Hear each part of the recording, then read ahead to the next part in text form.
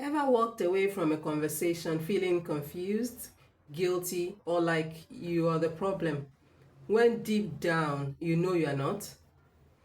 That's not just a bad interaction. That's a narcissist playing mind games. They gaslight, manipulate, and twist reality to keep you under their control. But here's the truth. Once you see through their tactics, they lose their power. In this video, I'll expose their sneakiest tactics and tricks and give you the tools to shut them down for good. Let's dive in.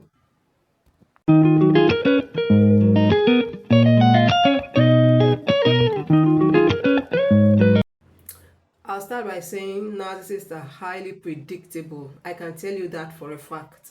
And they are seductive too. And so what are the mind games that they play?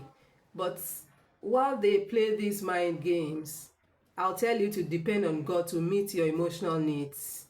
And I'm saying this because I know there is a spiritual side to getting out of narcissistic abuse. It's not just all physical. There is a spiritual side to getting out of narcissistic abuse. And so let me quickly run through the mind games, the 14 mind games, and how you can respond when faced with any of them. The first is gaslighting. Gaslighting is basically crazy making behavior, like changing the location of your stuff and making you look like crazy and not sure where you placed them. And due to your mental state at that time, you might want to yell about the situation, but that's not the right response. The right response is to live life anyhow it comes. Don't allow the presence or absence of your stuff that have been taken away to affect you. Live your life anyway. Refuse to be attached to anything or anyone. So, the second mind games narcissists play is love bombing. And what usually happens with love bombing is, in a romantic relationship, for instance, a guy and a girl meet, and then for the first 3 months, the guy love bombs the girl, sends her flowers at work, texts her all day. In the midnight, they are on call. He takes her to her favorite places, and the girl is almost feeling like she's in heaven. So they love bomb. It's a mind game. So once you're settled and you feel like, I've finally found the right person, they just pull the rug from under your feet and you find yourself sliding and almost falling, if not for the help of God. And so that is love bombing. Now, the narcissist usually will make you feel important when it comes to love bombing, of course. And it's very important that you do not lose your head and feel he or she has your interests at heart. No. He or she, the narcissist has his or her own interest at heart. It is not yours. And so just understand that. So when it is playing out, don't lose your head. That is how to respond to love bombing now. Don't lose your head. Maintain your individuality and refuse to be sucked in by the love bombing. For instance, you can choose to reject long calls by the narcissist. It's your choice. You have choices in the relationship, and so don't allow the love bombing to suck you in to the point where when the rug is removed from your feet, you will fall and not be able to recover, or it will take a long time to recover. So that's how to respond to that mind game. Now, the third mind game I want to talk about is triangulation. So usually it's like the introduction of a third party into a discussion between two people in a narcissistic relationship. So for instance, you both are trying to resolve a conflict and your romantic partner introduces a third party as a witness, and this third party begins to blame you for everything that happened. Instead of resolving an issue, you become triangulated and blamed for what you did not do. How would you feel in such a case? I know you will feel messed up and sad, but there's a way out. I have lived through such experiences and I can tell you there is a way out. The third party might not be introduced in a physical setting only. It can also be virtual. So arm yourself properly to deal with it by refusing to talk as long as the third party is in the equation. And so you just insist on the discussion being between the two of you, as it was originally meant to iron out your differences. So that's how to respond to triangulation. Okay, so the fourth mind game is playing the victim. Playing the victim. Narcissists love to play the victim. Even though you are the one that was wronged, they will still play the victim. They will still want the world to believe that they are the ones that were. Narcissists never like to take responsibility, so he or she might play the victim if you confront him or her about his or her behavior, and so refuse to give in to that victimhood. Insist on being the one that was wronged and move on. You can say something like, I don't understand your claim to having been wronged, because I know and I am sure that I was wronged in this case. But too bad if you are unable to take responsibility for your actions.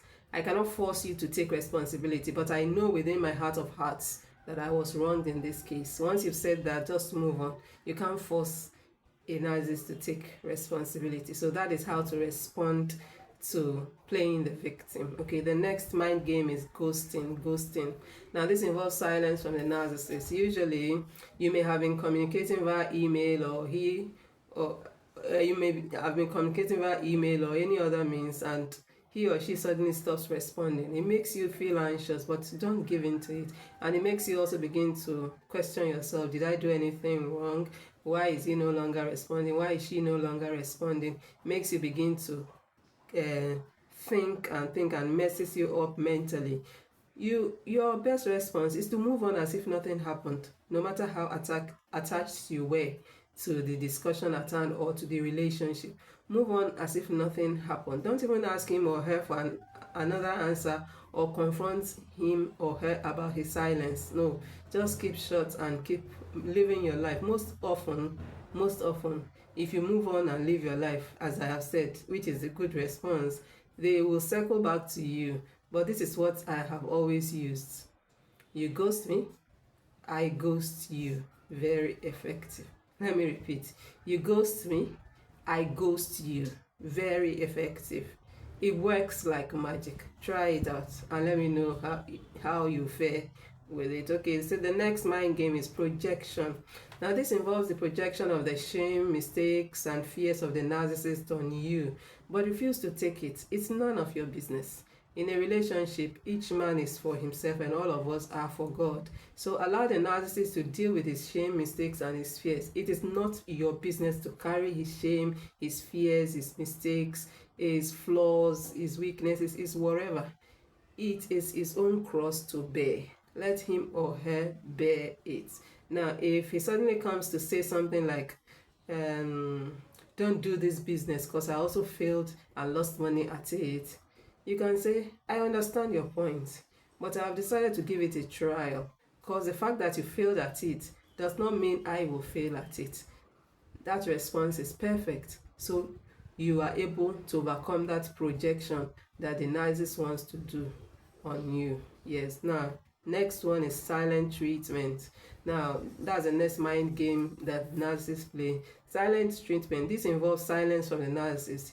He or she refuses to engage or talk to you. You might be in the same environment, but he or she refuses to talk to you.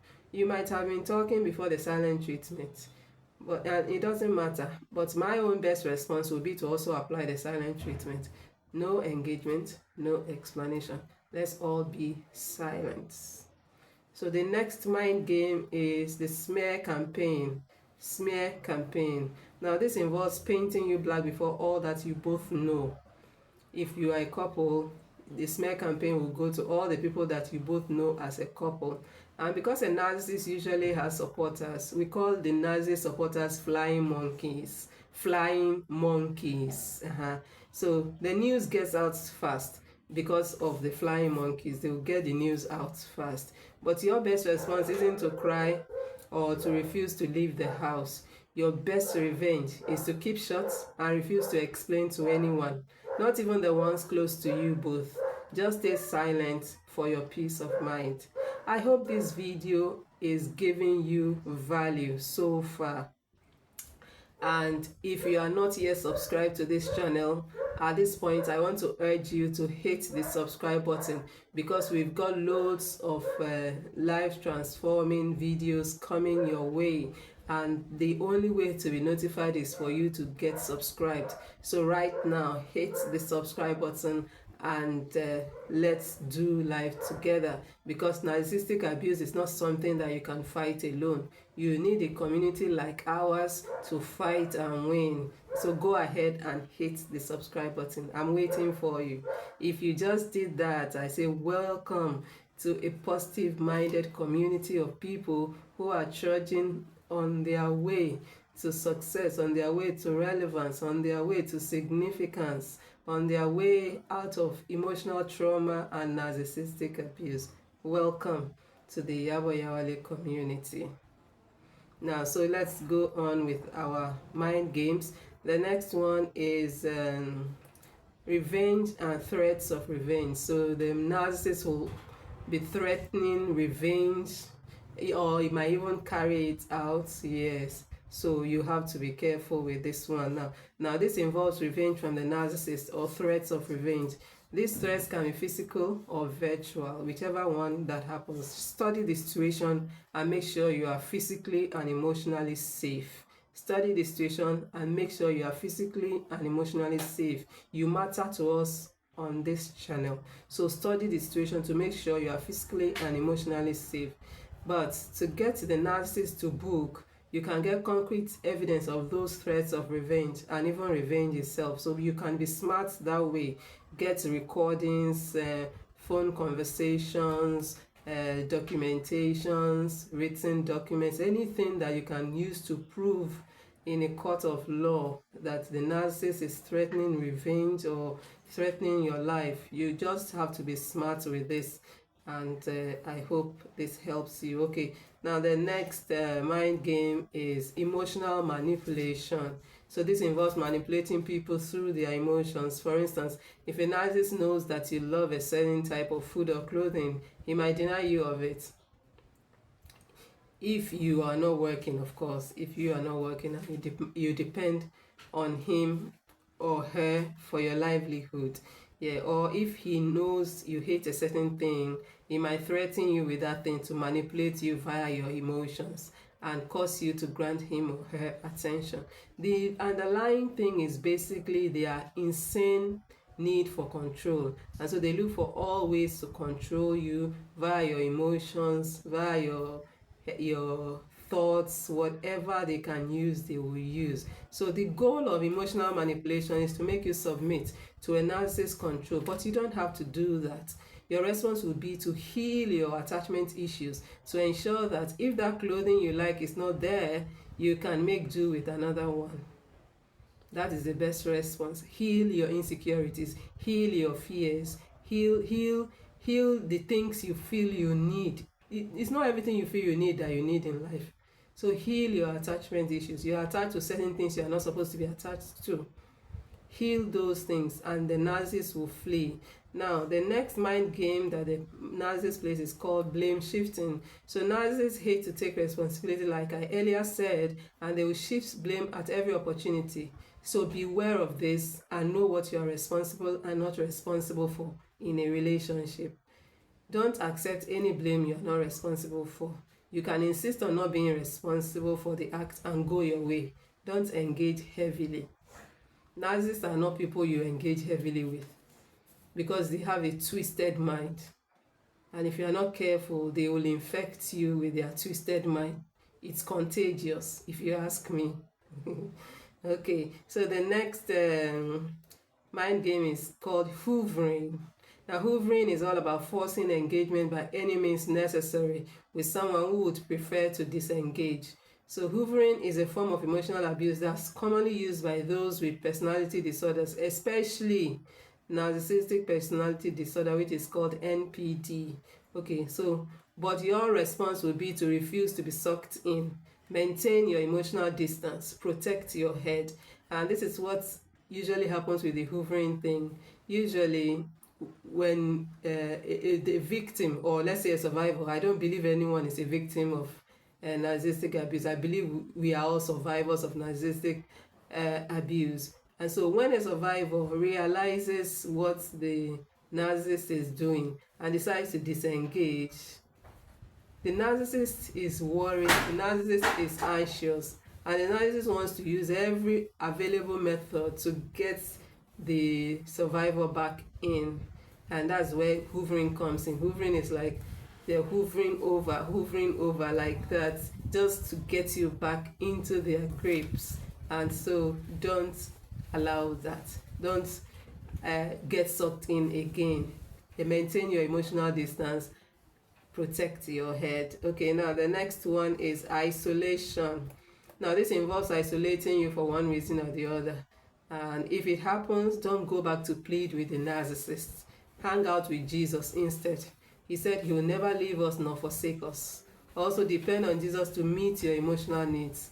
That is what has worked for me. And I can only talk about what has worked for me. I can't come here and give you tips that I have not personally used. So that is what has worked for me. When you are isolated, hang out with Jesus. He's a friend that never fails. He's a friend who will always be there, and he can meet your emotional needs more than what human beings can do for you. Of course, human beings are also important as a support system, but I'm saying if you find yourself in a narcissistic abuse situation and you are isolated, hang out with Jesus. Okay, now the last but not the least, lying, guilting, and shaming. Those are the last three mind games that narcissists play, and I'll tell you how to respond to them.